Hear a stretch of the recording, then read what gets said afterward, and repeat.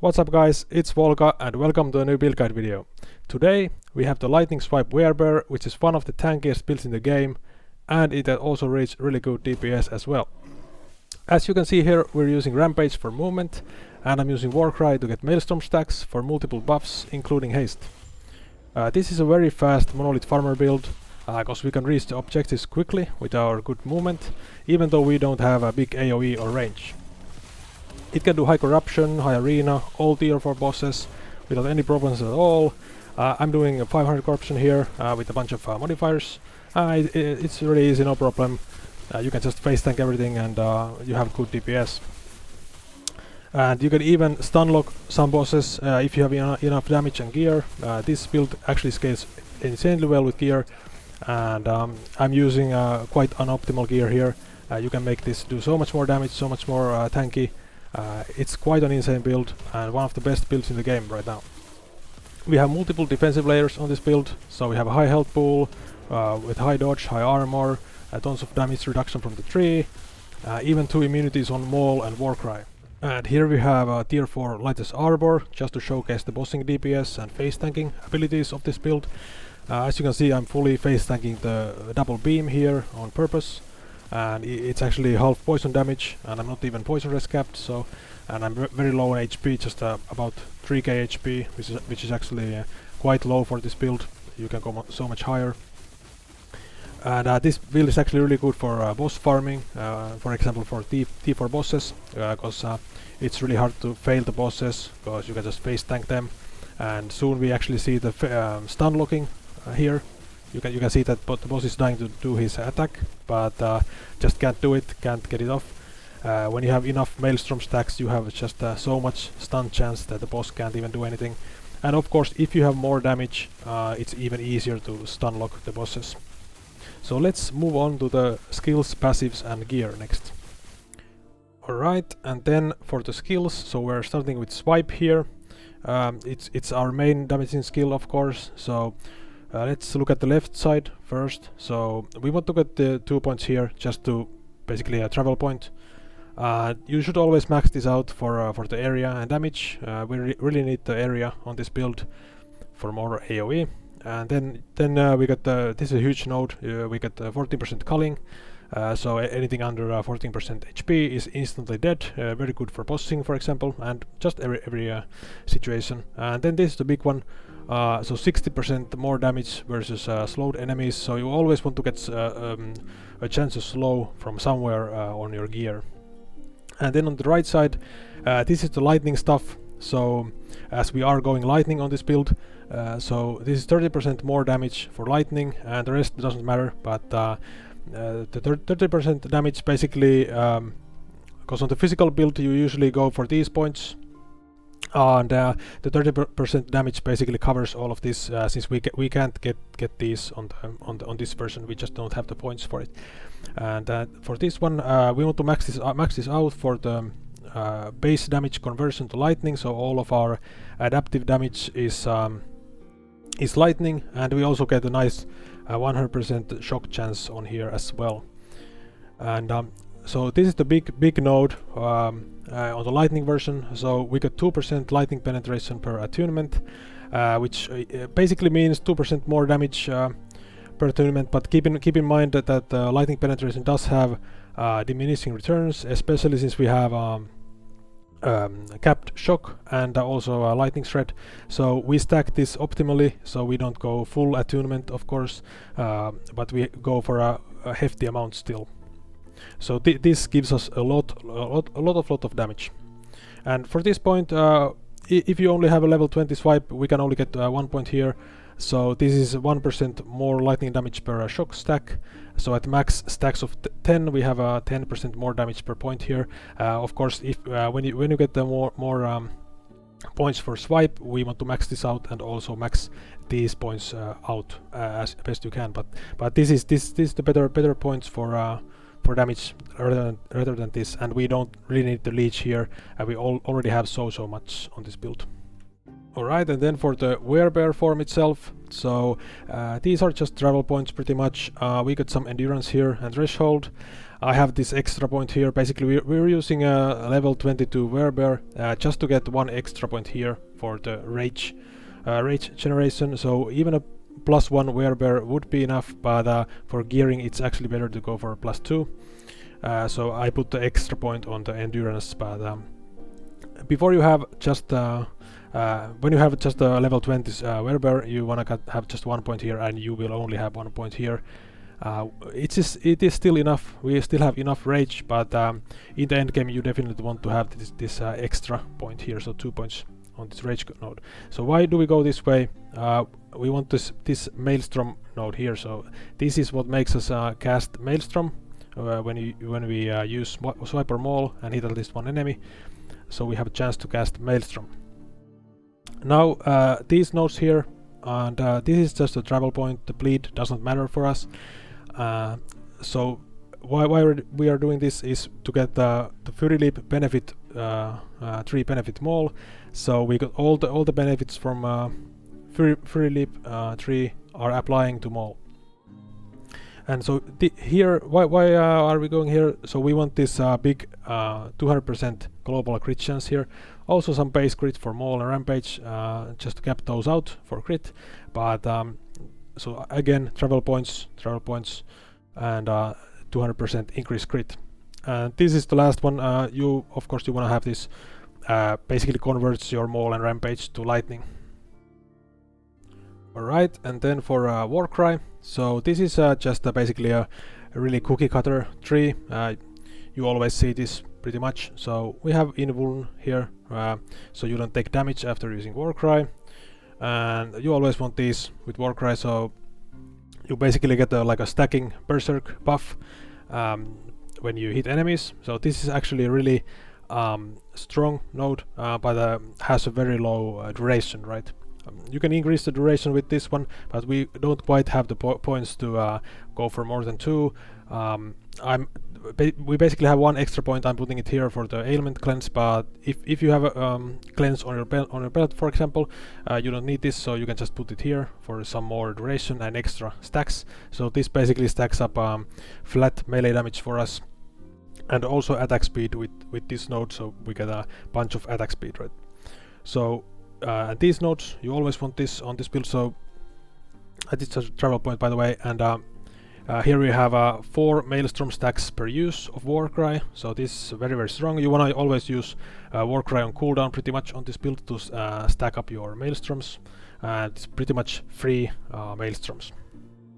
And on this side, again travel points, and here we actually, because Warcry has like a knockback, usually we instead convert that into pull, so the enemies get closer to us instead of going away, which is really important for this build. And so these are just travel points to get to the cooldown, so we get half cooldown, so 5-second cooldown with this. Alright, and then Maelstrom. So Maelstrom can actually do damage, but on this build it's just for getting buffs for our build. So we want to always get these max duration nodes, so always max this out.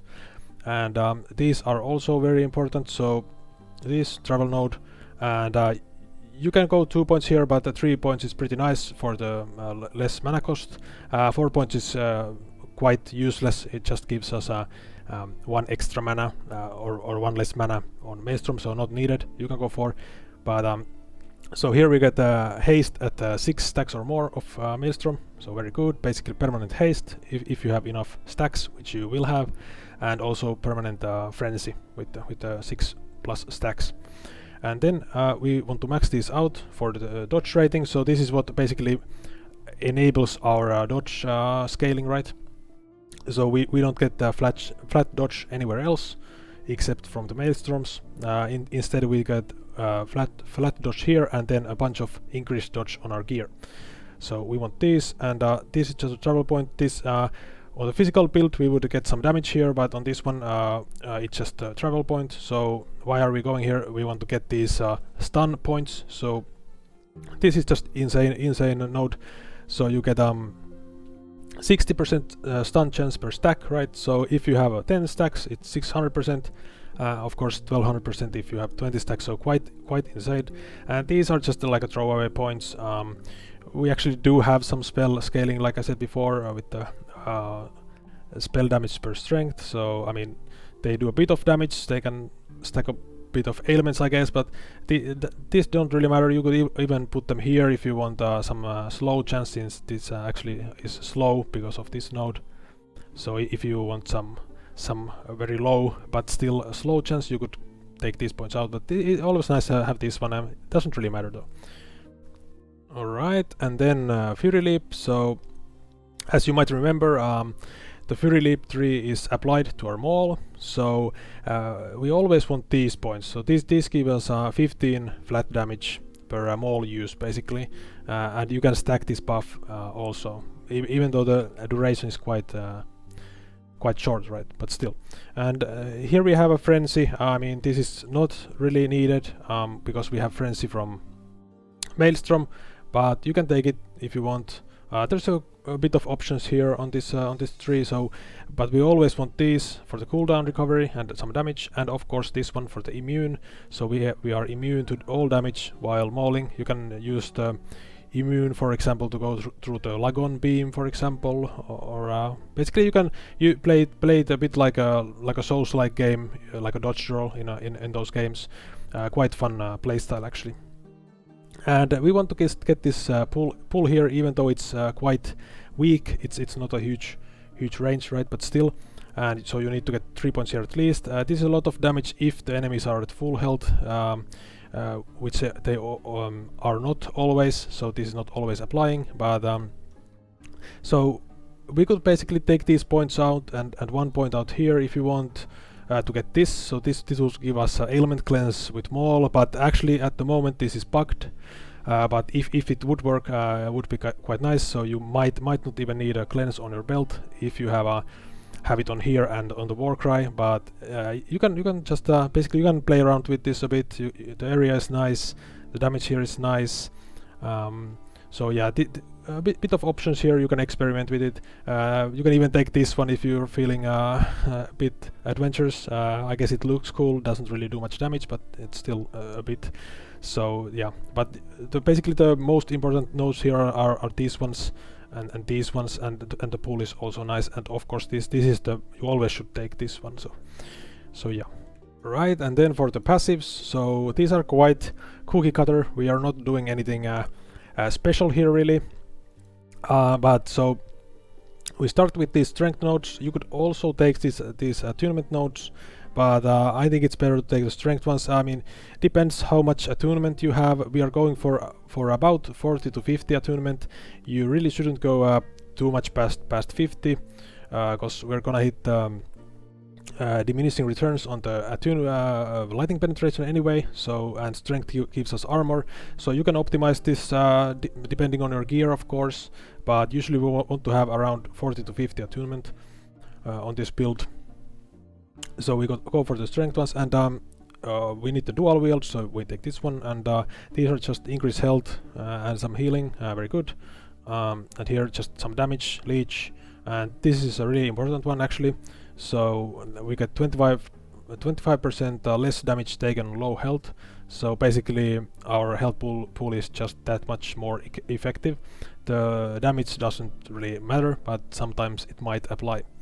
And then for the Beastmaster node, so this is also, you basically see this on every druid build, almost every primalist build as well. So basically these, well, let's start with this one actually. So this is just max this out for the less damage from nearby enemies and strength, and then 1 point here, travel point, and just here for the we basically get like an aspect of the shark buff on melee attack, bit of damage.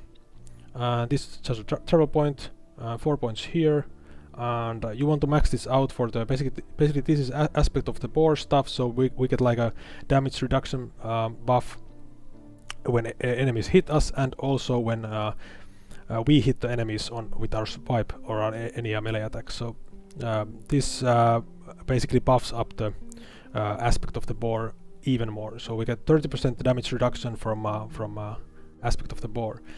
And with this one we have a chance on melee hit to get the buff, right? And then for the druid tree, so this is actually 1 point extra on this build basically. So we need we basically need either 7 here and 6 here, the other way around, but get some endurance armor and attributes, quite nice for us since we like the attunement as well. So this is just 3 points here as a pretty much a travel point, and we want this one so we don't decay our rage out of combat. Quite nice, just quality of life basically. 15 attack speed here, and 30% crit and health leech on crit also with 3 points. So here we go, 8 points to get to the 8-point bonus, so we get 1% extra melee damage per strength when we are in bear form. So basically this means we instead get 5% increase damage per strength as a total, so instead of the usual 4. So strength is quite good for us, as is attunement of course. So this 8 attunement here, and go for the 8 points to get to the crit avoidance. So this means we don't have to run so many crit avoidance idols. We can run the crit avoidance blessing and this one, and usually we need 1 idol with crit avoidance, but if you have 50 attunement, so you get 30 crit avoidance here, and you have a max rolled crit avoidance blessing with 70 crit avoidance, then you don't need the idol, or you could go for a 55 attunement, right? So you get 33% crit avoidance from attunement, and then you don't need to max roll the blessing, but I think that's a bit too high for the attunement, so you are at that point you're gonna basically drop your defenses to get attunement. So we don't usually want to go that high, but maybe in the super end game you might want to min max it so you can get rid of that 1 idol with crit avoidance. So, and here we have 8 points to get a bunch of crit chance and rage gain on crit. With this one we don't need, basically this makes it so we don't need that much rage generation on Werebear tree, and since we also have really high mana, which means we have really high maximum rage, so this is a very strong node. And so these ones, always want to max this out. A lot of damage reduction, so less hit damage taken per stack, 4%, and this stacks up to 5 times. Basically you get this buff when you hit enemies with your melee attack. And it's a chance based, but you basically always have this at max stacks. Even though you lose a stack when you're hitting so many times on this build. So this one, super strong node, one of the best nodes in the tree for sure, maybe even the best one. So we get a bunch of health, and the big one is that we get extra 10% maximum health gained as endurance threshold. So this makes it so that our HP stacking is just super effective, since we get 30% of that maximum HP as endurance threshold. So usually you get 20, so on this build we get 30% instead because of this node. Very strong. Alright, so then for the gear, so we have here 2 planners, and this is the so-called starter planner. So we are using only just rare gear and no legendaries. And before we start, remember to check this condition and the is transformed tick here. So since we have some stuff that is only applying when we are transformed, and of course we are always in Werebear, so we are always transformed. So let's begin with the weapons. So because we are an elemental build, we get to use the crystal sword base, which is a very strong base. Basically you get a bunch of flat damage, increase melee elemental damage, and increase attack speed. So attack speed is very good on this build, because more attack speed also means more maelstrom stacks, because we proc those more, and swipe is a 0 mana skill, so it's just basically free damage. And the base is also very fast, so 1.16 base attack rate. You could also use a katana and a crystal sword, but you should always have at least 1 crystal sword. So for the stats we go for a melee lightning, melee crit, shred armor, and this is the big one. So on the swords We actually have increased dodge rating. You don't have this on any other weapon base or weapon type. And so on the swords we got a bunch of increased dodge rating from the swords. And as always, remember you need to have a slow on this build because of the 60% more damage for swipe. So we are sealing a tier 2 slow here. You could also use a viper tail to get slow if you can't get it on a weapon, for example. Or you can just early game you can replace the dodge rating with a slow. It's not that bad, but this is the optimal way. And of course the other weapon is just the same, but with the sealed chill instead. So now for the let's look at the uniques. So we are using the void doom ring. I mean, so basically doom gives us 4% more damage basically. So it's 4% increased damage taken on enemies per stack. So we get a 16% increased damage taken on enemies per with all stacks. So it stacks up to 4 times. And increased damage taken basically means it's a more multiplier, so 16% more damage if you have full stacks, and some movement speed and leech. Well, it doesn't matter that much, but still get it. And leech rate, elemental res, and you can also get this with potential quite easily with LP, so you can get even up to 4 LP on this one. And then the relic, so we are using the Stormcarved Testament. You can get this from the Lagon boss. It's the rare drop from him, but it's not that hard to get actually. So basically to start this build you need to have at least 2 decent weapons. It doesn't have to be exactly like this, but for the damage you really need 2 decent weapons, and you should also have these 2 uniques. You can also use a rare relic here with like a plus to swipe, but I think it's better to start with this one because we're going for this anyway in the end game. So we got a bunch of resistance as well, which makes it so you basically build your gear around this resistance. So if you instead use a relic that does not have any resistance, you might get a bit weird with the gear. So what this gives us, this relic, actually a lot of lightning penetration. So we get lightning penetration and attunement, which means we get 24 lightning penetration from just this relic, and we got a bunch of mana, so almost 100 plus mana. So because of this relic we don't have any rage problems, even with just the plus to Werebear and basically just one extra point on the rage generation as I went through before. But you can also get more rage generation on the Werebear tree if you need it. But on my basically, since I tested this, you never run out of rage because of this setup on this build. And also some extra shock chance, even though we have a max, we have 100% from the tree. So basically we almost apply 2 stacks of shock of each hit, right? And let's look at the helmet. So helmet and chest. So basically we always want to use this base, this ancestral crown base, for both helmet and body armor. Basic base is very important here. So we got a bunch of increased HP, some leech, and then we go for vitality plus to Werebear. Also that plus to Werebear also has increased damage, so very good. And you could also go for strength instead of vitality here, but basically HP stacking is super good on this build, so we want to get HP as much as we can. We also go for increased HP and flat HP, and we seal the crit multi while transformed for nice damage. And then on the body armor, so we are using the ancestral guard base, so increase health, cooldown recovery speed, strength, vitality, health, dodge rating. So basically the dodge rating, you could have flat health there also. If you get that, it's fine, but the increased dodge rating is really good. So we have a lot of dodge rating just from the weapons and the chest, and we need to have a decent amount of dodge rating to actually scale our dodge, because we only get flat dodge from the maelstroms. We need something to scale it, right? And then we seal the crit multi while transformed once again, just like on the helmet. Even just a tier 1 seal is very good. Then for the gloves, so we have the endurance base here.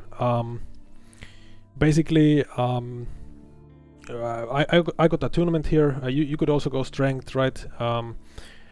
Just depends basically how much you have. You could have basically strength and attunement are like interchangeable, right? So, but keep in mind we do want to hit about 40 to 50 attunement. So 40 is fine. 50 is pretty much the top end.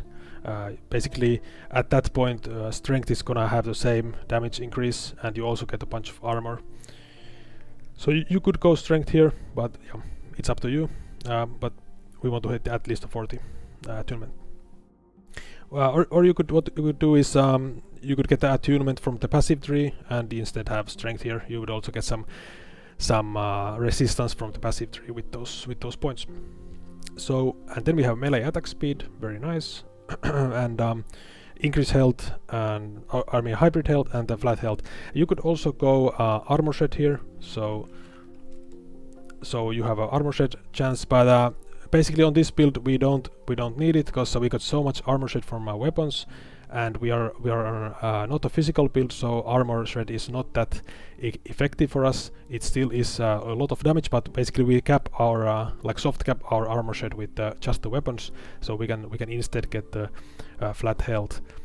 And then we see on this optimal starter planner we actually seal the frailty, so we have one frailty on the gloves and one frailty sealed on the amulet. You could also just have like a tier 5 frailty instead of the health, of course. It's not that important like which way it is, but you always want to have frailty, of course. So on the amulet, we're using a bone amulet for this one. The end game version, the best in slot version, uses auroras, but basically we need this to cap our resistance easily. So we have crit multi-crit chance. You don't want lightning penetration on this one because we already have so much. So crit multi-crit chance and health. You could also go dodge rating instead of the health, would be good. And then we have poison resistance here. Of course the resistance depends. We have a bunch of resistance on the rings, for example. So it depends like what you need, but yeah, we go poison resistance and seal the frailty.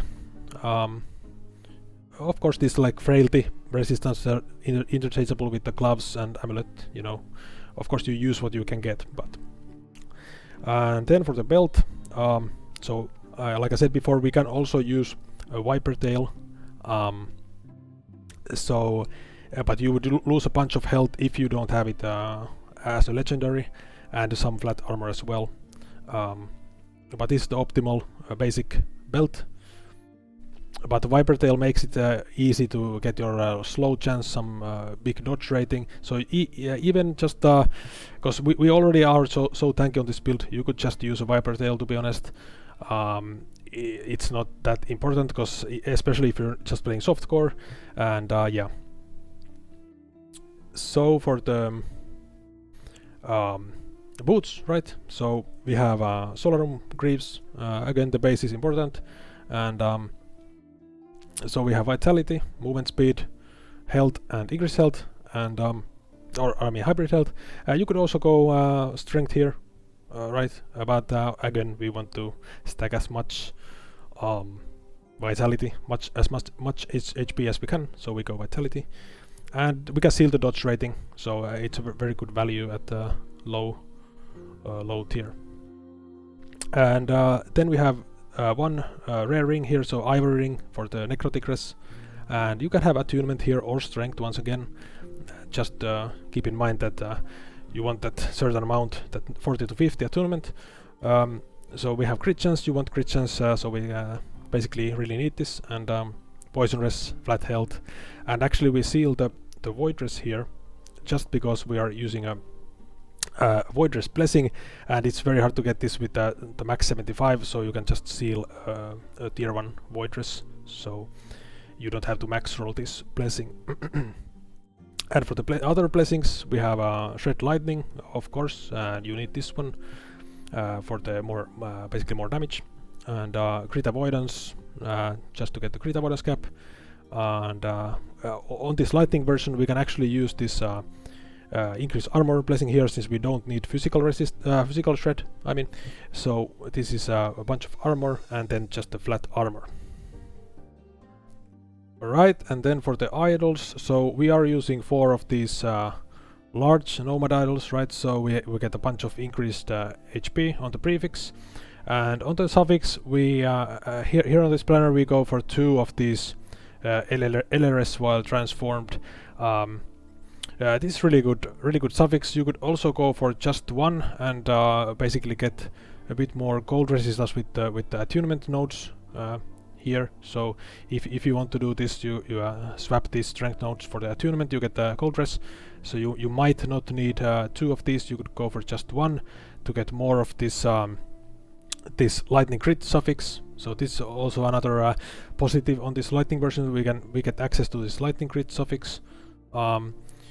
So you can optimize it to your liking and your gear. So but if you have 2 of these, it's very easy to cap your elemental resistance. As you see, we are quite overcapped on LRS actually, and we are using one cold res here. So you can suit that to your liking with these nodes.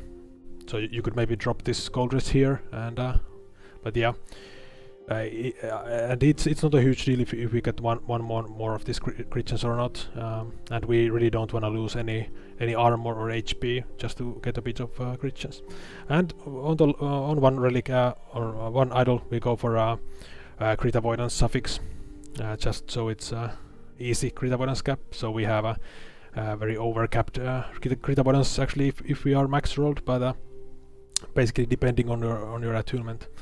And on average we have 100%. So, and of course if you want to go for it, you can go for 50 attunement with a max roll blessing for to get rid of this, or you can go for 55 attunement, so you don't need to max roll the blessing. But usually you go for one of these. And then the rest of the idols are just the basic health idols. So we got a bunch of HP from these. Early on, while you're playing this build, you can also just use like a resistance idols, so it's easy to cap a resistance, but this is the optimal way.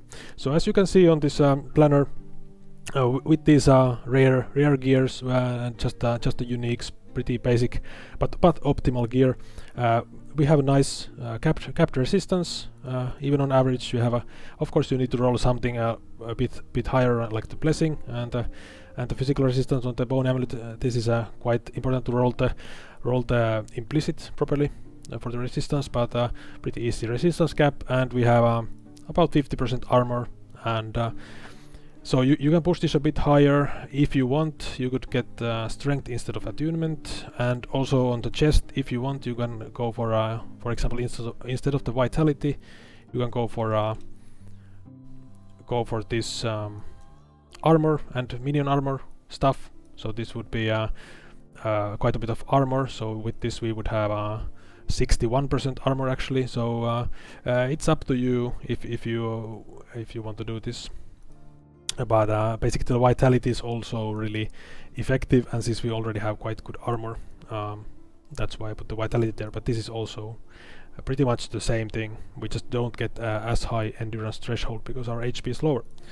So as put vitality here again. So as you can see here, we have at max rolls we have over 5k HP, on average 4.5k HP. So even on this, with just these gears, we have a really nice HP pool. We have a ton of increased dodge, so this would be about like 2000 dodge if you have quite a bit of like 15 stacks of Maelstrom, for example.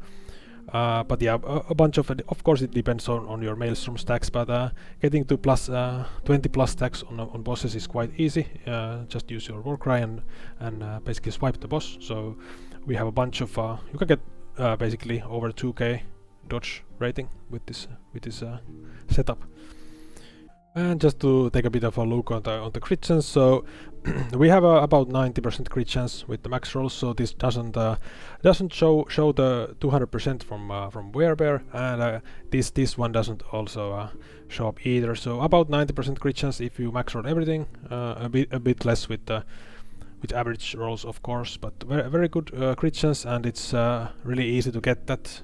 so we get a bunch for free basically, and a very nice solid crit multi. And of course you could also go katana for a bit more crit multi, but it's pretty much the same damage as a crystal sword. Alright, so we also have the best in slot planner. This is with legendaries and exalteds. So as you can quickly see, we have a ton of HP, over 7k with max rolls, and over 6k with average rolls. Of course we're using a bunch of D7 hybrid healths and stuff, so very hard to get, but still, just to show you, we are of course captress. And so on the weapon, same weapon, except tier 7 flat lightning, and we have a sealed frailty here because we are using these gloves, so we are not having any frailty on our other gears. So here we go for a 4 potential. Attunement could be strength, but attunement, attack speed, increase health, and flat health. A lot of damage, health, and of course the base, the unique also has health and gold dress attributes. Really nice +1 swipe, very nice with 4 potential, even with the 3 potential, super good. And so that's why we use frailty, so it's easy to get the frailty here, just tier 1 sealed. And then for the other weapon we have this is just to show that you can do this. So we have a 4 potential rainbow edge. This is pretty much the same or a bit better than a katana.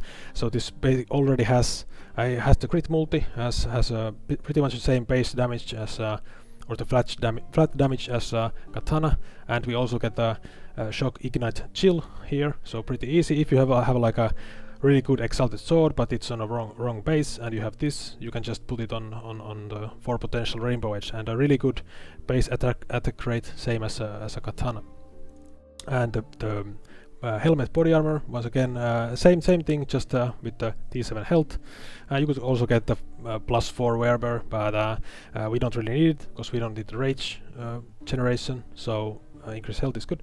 And then the same thing here, just more health, and on the boots as well, more health. And of course the ceilings are a bit higher, and of course you can seal up to tier 4, but that's very hard to get.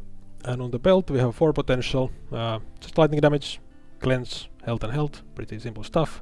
And then the Doom ring, we have a bunch of resistance. We actually need this on this version to cap our resistance, so at this point we expect that you have quite good gear, so you can get this one.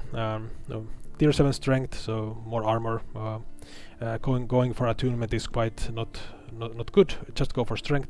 We already have 49 attunement actually, so you could pump this just a bit higher to get rid of the crit avoidance like we talked about, so get more of this increased lightning, which we are using too in this one already. And then for this just auroras with tier 7 HP, could be like tier 7 dodge rating as well, but of course very hard to get this one, but just to show you it's possible. And just this ivory ring, basically the same ring as before, but instead with a bunch of resistance and tier 7 attunement, crit chance.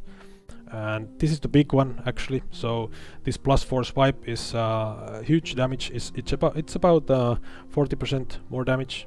+3 would be, I guess, about 30%. Of course it's not super accurate, but still a good estimation. So a lot of damage from this +4, and it's actually very possible to get this.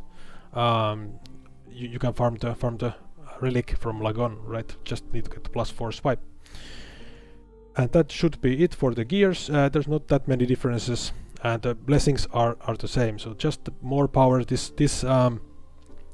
these gears you have insane DPS, insane tankiness, just absolutely going crazy. And as you can see, yeah, captress, same armor. Of course you could go for the armor affix instead of vitality, you could do that.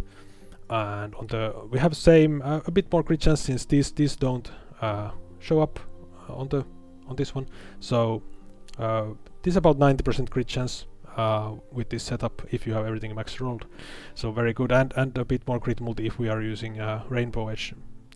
Of course we could use also a katana. And we have a bit more dodge rating on this one as well, so we have the viper tail dodge rating, so quite a bit of dodge rating. So we are very min maxed if we have all these gears. At this point the character is basically immortal and does a ton of damage because you get a bunch of damage from the weapons and everything. And this one, that's the big one. And for the skills, we're just using putting the points, maxing this out. So bunch more damage. Everything else is the same. And just to show you my current gear, that what was used in the gameplay. As I said, I'm very unoptimally geared, and basically my weapons are very bad. This is pretty much even though they are exalted, they are basically the same as like the rare weapons you see on the first planner. So very badly rolled. I don't have almost any dodge rating on this guy. Just the one from Vipertail. This is just a not very good Vipertail either, even though it is legendary, but still. And these don't have any health either. A bit of damage though with the legendary stuff. Just using a basic relic. Don't have the +4 swipe yet, and pretty basic ring. Nothing exciting here. And yeah, basic boots. Missing a lot of health here as well. Missing a lot of health on the body armor. Should be not armor, but instead dodge rating or the health. And this is pretty good though. Plus for Werebear, but like I said, we don't really need it. So I just put the extra points on Maul because we don't need the extra rage. Of course, you can do it if you want to do it for some reason, but on this build we have so much rage, so we don't need it. This is just basically a non-potential Doom Ring, a bit of crit chance, but doesn't. We already have so much. Yeah, this weapon especially is very bad, very slow. Basically same as like a not even max rolled katana, and just the auroras here.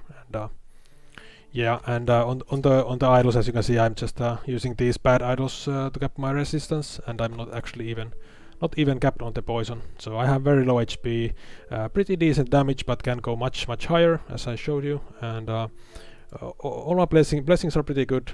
So I've got the right blessings, not max rolled, but still pretty decent. Alright, that's the build. If you enjoyed this video, don't forget to subscribe for more high quality last Epoch content, and you can also find me on Twitch at twitch.tv/volga_. So see you there. So yep, thanks for watching, and see you in the next one.